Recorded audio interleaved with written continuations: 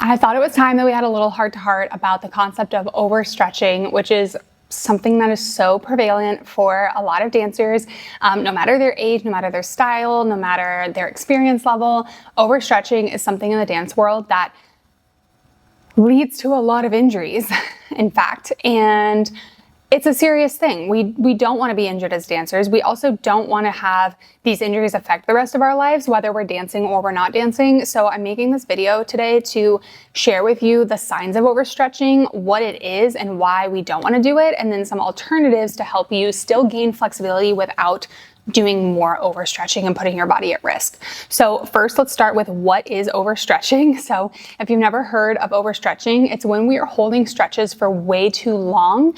So I'm talking like anywhere between like 2 minutes up to 10 minutes. I've heard some dancers like holding wall splits for 10 minutes, like stuff like that would be overstretching, or doing stretches too frequently. So maybe you're stretching like 2 times a day, every single day. That would be considered overstretching. If you're really sore from your stretching, that would be considered overstretching as well. So the reason why we don't want to do overstretching is just the same as why we wouldn't be working out and doing strength training 2 times a day, every single day, is because our body needs to rest and recuperate. We need time for our muscles to actually gain strength and recover and build new fibers and strengthen the muscle fibers that are already there to enhance that strength and flexibility and mobility in the tendons and ligaments over time. And when we're holding a stretch for a super long time, what we're actually doing is stretching out the ligaments and the tendons way more than we want to, and we're not actually stretching the muscle anymore at that point. We are kind of maxing out what the muscle can do at that time and then giving into those ligaments around the joint. We don't want to give into those ligaments. We don't want to stretch ligaments because ligaments are around the joints and they're there to provide stability. So without that stability, we see more risk for things like ankle sprains or shoulder dislocations or hip impingements, etc. And so those injuries can be much more debilitating and harder to recover from, because once we stretch out those ligaments, they do not stretch back to their normal size, to their normal, like they don't recoil back to their normal length like muscles do. Muscles have the ability to elongate, called elasticity. So they have the ability to elongate and get longer. That's the stretch part. And then they have the ability to go back to its normal size. The resting length is what that's called. Now, as you're stretching over time, we are increasing that resting length. So just like with a rubber band, for instance, you get a rubber band fresh out of the pack. It's about this big. It starts like this position. This is its resting length. You're not doing anything to it. You're not stretching it. It's just, that's the way it came. That is its original resting length. If you stretch that band out over and over and over again, and you're pulling it and pulling it and pulling it, what happens when you stop pulling it and you hold it up again and go back to its resting length? Is it going to be the same size, the same original shape, or is it going to be probably a bigger circle? That's probably going to be a bigger circle. We're increasing the resting length of that rubber band from start to finish after stretching. That is what happens in the muscles too, and that's something that we want to enhance over time, not something that we're doing every single day, 3-4 times a day, overstretching like that. So I'm going to give you some signs of overstretching. I have them written down here because there are a lot. So some signs of overstretching. If you're trying to figure out, okay, am I stretching too much or am I stretching too little? Here are some signs. Number 1, signs of overstretching. Extreme soreness. So if you do maybe like a full body stretch, you spend, I don't know, like 45 minutes to an hour doing a stretch, and you are super sore the next day, maybe for the next 2 or 3 days, and it feels like you can't walk or it inhibits some of your daily activities, that could be a sign that you're overstretching or that you did too much. Inability to perform daily activities. So something like bending down and picking something up off the ground, or playing a sport, or maybe like if you're super sore and you can only lift your legs so high up, that would be inability to perform daily activities. And that kind of goes along with the soreness too, or any pain. If you have any sharp pains that go through the body while you're doing this stretch, or even after you're finished stretching, so sharp pains would be like kind of like a stabbing pain in the body. It can be anywhere, any muscle in the body. That would be a sign of overstretching. Nerve pain down the arm or the leg, so like traveling pain. If you feel some kind of like maybe a sharp pain and then it travels down the arm all the way to your fingers or all the way down to your feet, even if it's just down to your knee and like through the hips down to your quads, that can be a sign of overstretching as well. It could mean that the nerves actually are experiencing some tension and the muscle is tight, or there is something going on with like your spinal cord in the vertebrae.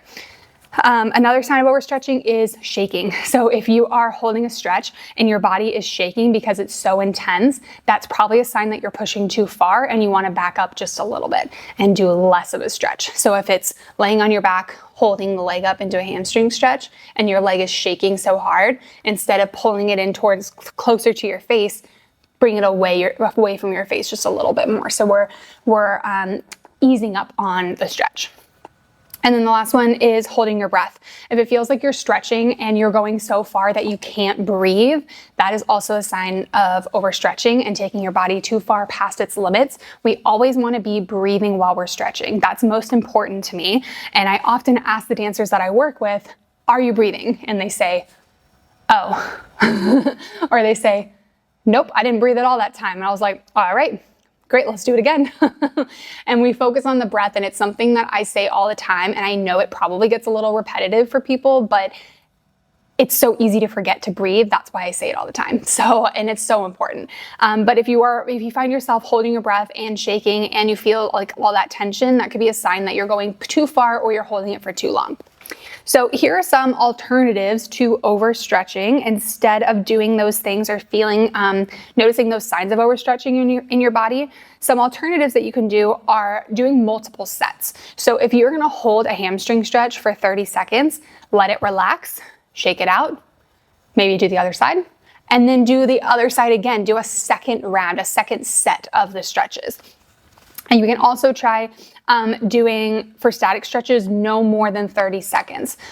A lot of times in dance, we see a lot of dancers holding stretches, especially wall. For some reason, my mind goes to wall splits because that is one that I see a lot of dancers holding for like a minute, 2 minutes, 5 minutes, a whole song, or they're doing like over splits on the chair and holding that for several minutes.